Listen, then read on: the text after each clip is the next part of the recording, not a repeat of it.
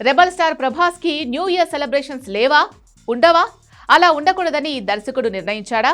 అవును, Sandeep Reddy Vanga rebel star కోసం చాలా త్యాగాలు చేశాడు.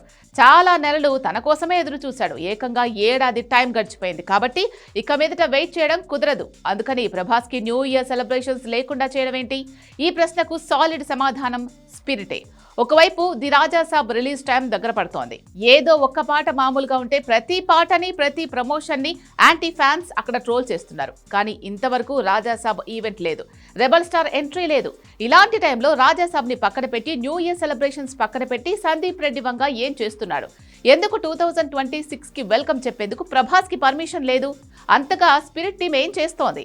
రాజాసాబ్ మీద యాంటీ ఫ్యాన్స్ ట్రోలింగ్ కి సాలిడ్ సమాధానం ఎప్పుడు? Take a look.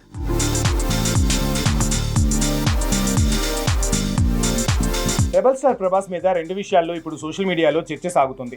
మొదటిది, ఎందుకు తను ఎక్కడికి వెళ్లాలన్నా ప్రైవేట్ జెట్స్లోనే వెళ్తాడు. రెండోది, ఎందుకు తనకి ఇప్పుడు న్యూ ఇయర్ సెలబ్రేషన్స్ లేవు. ఈ రెంటికి విచిత్రమైన సమాధానాలు దొరుకుతున్నాయి. ముందు తను ఎందుకు మిగతా స్టార్స్లా కాకుండా స్పెషల్ చార్టర్డ్ ఫ్లైట్లోనే ప్రయాణం చేస్తున్నాడు.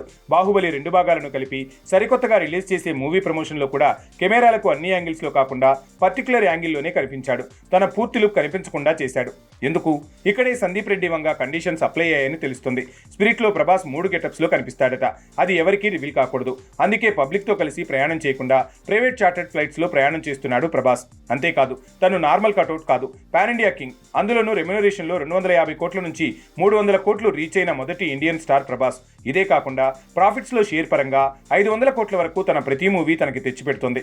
సో ఆ రేంజ్ ఉన్న హీరో ఒక స్పెషల్ చార్టర్డ్ ఫ్లైట్లో ప్రయాణం చేయటం పెద్ద వింతేమీ కాదు. ఒకవైపు తన లుక్ రివీల్ కాకుండా, తన కంఫర్ట్ పాడవకుండా లార్జర్ దాన్ లైఫ్ అనిపించేలానే తను బ్రతికిస్తున్నాడని అంటున్నారు.